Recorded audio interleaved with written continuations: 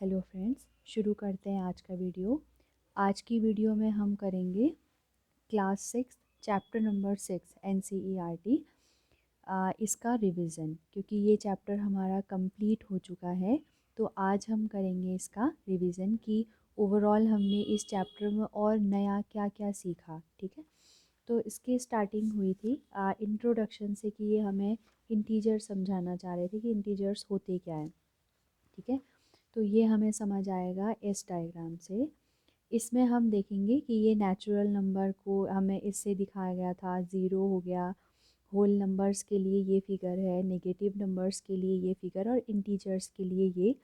तो हमने जब ये फाइनल देखा तो तब हमें पता चला कि ये जो इंटीजर्स होते हैं, इसी इंटीजर्स के अंदर होल नंबर्स भी हैं, नेगेटिव नंबर्स भी हैं, ज़ीरो भी है, नेचुरल नंबर भी है।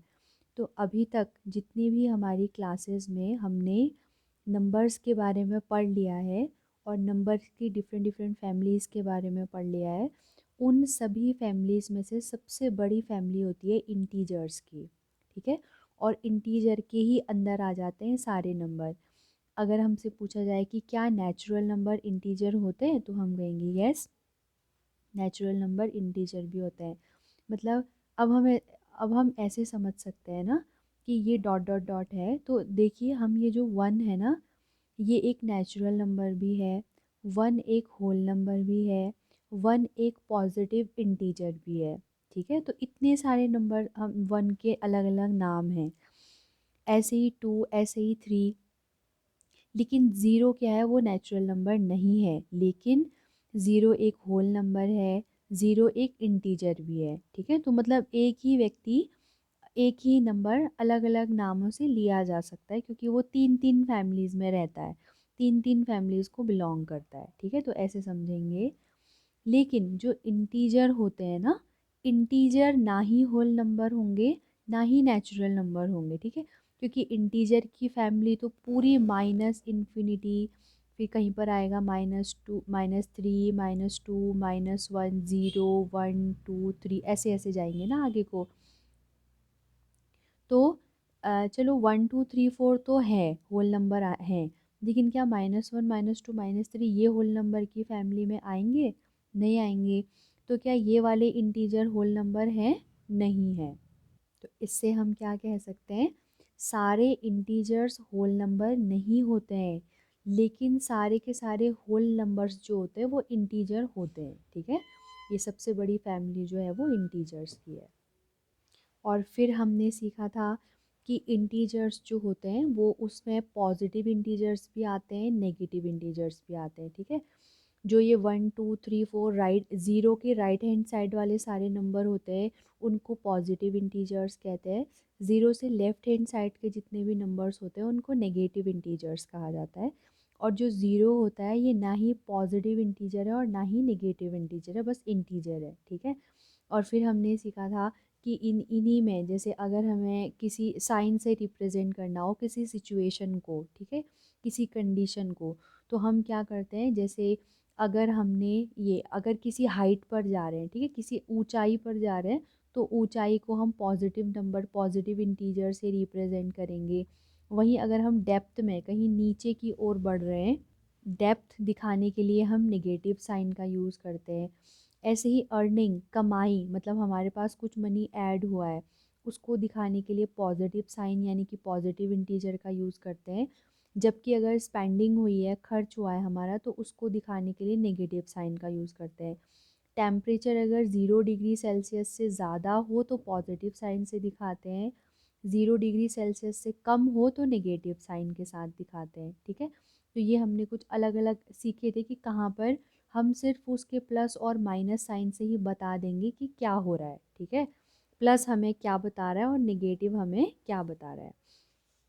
उसके बाद हमने देखा था कि इंटीजर्स को नंबर लाइन में कैसे रिप्रेजेंट करते हैं।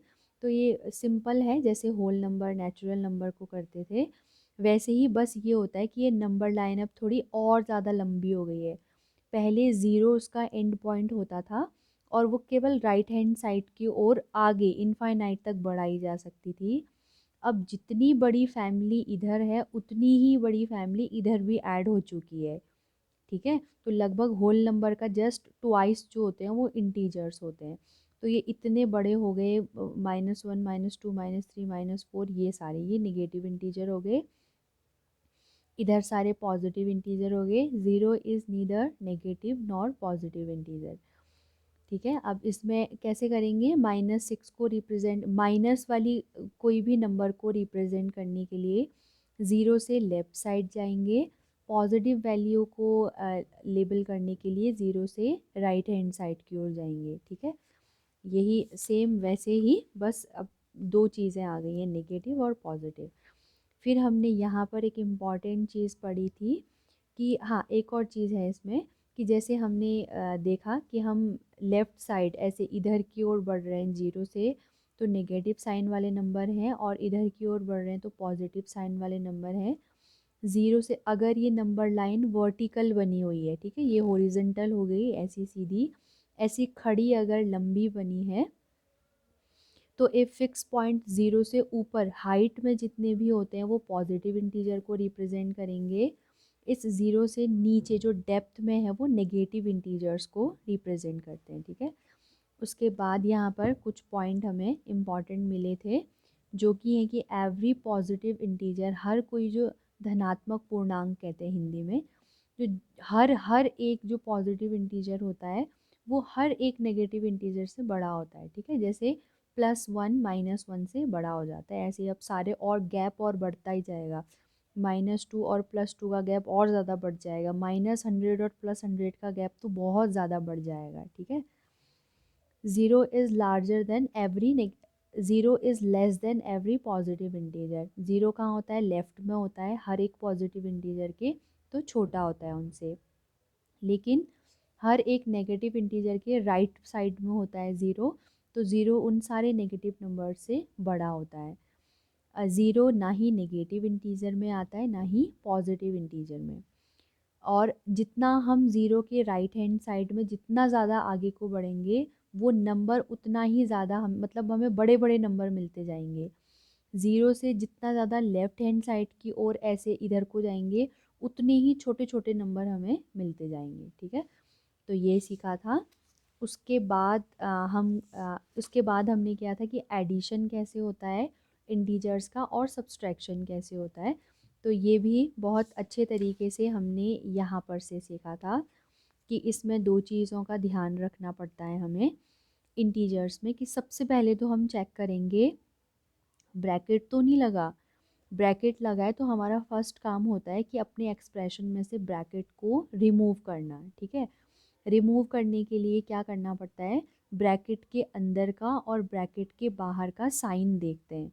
अगर दोनों सिमिलर साइन है, दोनों नेगेटिव नेगेटिव भी हो सकते हैं, दोनों ही पॉजिटिव पॉजिटिव भी हो सकते हैं, लेकिन अगर सिमिलर साइन है, सिमिलर साइन में क्या आ जाता है, प्लस आता है, ऑपोजिट साइन में नेगेटिव आता है। ठीक है। तो यहाँ पर ऑपोजिट साइन है, बाहर कोई साइन नहीं होता तो उसका मतलब होता है प्लस का साइन है, बाहर प्लस है अंदर माइनस है, ऑपोजिट हो गए हैं, तो जो रिजल्टेंट ब्रैकेट को ओपन होने के बाद साइन आएगा वो किसका साइन आएगा, माइनस का, -4। अब ब्रैकेट ओपन हो चुका है, यहाँ दोनों सिमिलर साइन है। ठीक है। दोनों जगह पर प्लस है तो रिजल्टेंट प्लस ही आएगा और ब्रैकेट ओपन हो जाएगा। ठीक है।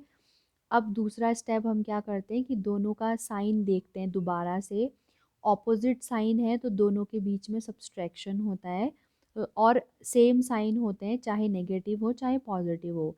सेम साइन हो तो दोनों नंबर्स को ऐड करेंगे, ऑपोजिट साइन हो तो दोनों नंबर्स को सब्सट्रैक्ट करेंगे। तो 4 में से 3 गया, 1 हो गया। अब लास्ट स्टेप हमारा बचा, साइन क्या आएगा, बहुत ज़्यादा इम्पॉर्टेंट है, क्योंकि हम अब जानते हैं कि और -1 और +1 सिमिलर नहीं है, सेम नहीं है। ठीक है। तो माइनस का ध्यान रखना बहुत ज़्यादा ज़रूरी है। अब ये देखने के लिए इन दोनों में से बड़ा नंबर, अभी बड़ा नंबर ऐसे देखते हैं कि साइन नेग्लेक्ट करेंगे इनके। ठीक है। ऐसा नहीं सोचेंगे कि -4 तो +3 से छोटा होता है तो बड़ा हो गया 3 और उसका साइन, ऐसा नहीं। अभी किस हिसाब से देखना पड़ता है कि 4 और 3 में से साइन को हटा करके, 4 और 3 में से 4 बड़ा है, उसका साइन निगेटिव है तो आंसर में भी क्या लगा देंगे, निगेटिव। बस यही होता। अब यही रूल सब जगह काम करेगा, इससे आगे जितने भी क्वेश्चन हमसे पूछे थे। ठीक है, एक छोटा सा टर्म और हमें मिला, एडिटिव इन्वर्स। एडिटिव इन्वर्स में क्या होता है, 3 - 3, ये दोनों आपस में एक दूसरे के एडिटिव इन्वर्स हैं। क्यों है, क्योंकि अगर 3 और -3 को ऐड किया जाएगा तो हमारा रिजल्टेंट ज़ीरो आता है। ऐसे ही कोई सा भी नंबर ले लें, नंबर सेम रहेगा, बस उसके आगे के साइन डिफरेंट हो जाएंगे, ऑपोजिट हो जाएंगे, तो वो दोनों नंबर्स आपस में एक दूसरे के एडिटिव इन्वर्स होते हैं। ठीक है, एडिटिव इन्वर्स ये है। उसके बाद हमने नंबर लाइन में वही सारा, मतलब ये सेम रहा, इसके बाद कोई नया टॉपिक नहीं है। इतना हमने इस चैप्टर में सीखा, जो जिसमें कि सबसे ज़्यादा इम्पॉर्टेंट क्या था, इंटीजर्स को, इंटीजर्स का समेशन और सब्सट्रैक्शन। क्योंकि इंटीजर्स में पॉजिटिव नंबर भी आते हैं और नेगेटिव नंबर भी आते हैं, तो इस एक्सप्रेशन को सॉल्व करने में काफ़ी लोगों को दिक्कत होती है, और आंसर बहुत कम ही हैं जो बिल्कुल जिसने सारे पॉइंट को ध्यान में रखा होता है ना, वही आंसर सही निकाल पाते हैं। नहीं तो ये किसी ना किसी चीज़ में, या तो ब्रैकेट ओपन करने में हो, चाहे फिर प्लस प्लस करें या माइनस करें ये डिसाइड करने में हो, या फिर लास्ट में आप साइन क्या रखें उसमें हो, एक ना एक चीज़ में मिस्टेक हो जाती है। तो ये इम्पॉर्टेंट है, और आज के बाद अभी हर चैप्टर में हमें इस टाइप का कैलकुलेशन देखने को मिलेगा। तो ये इस चैप्टर की सबसे ज़्यादा इम्पॉर्टेंट चीज़ थी, जो हमारे आगे लगभग हर चैप्टर में काम आएगी।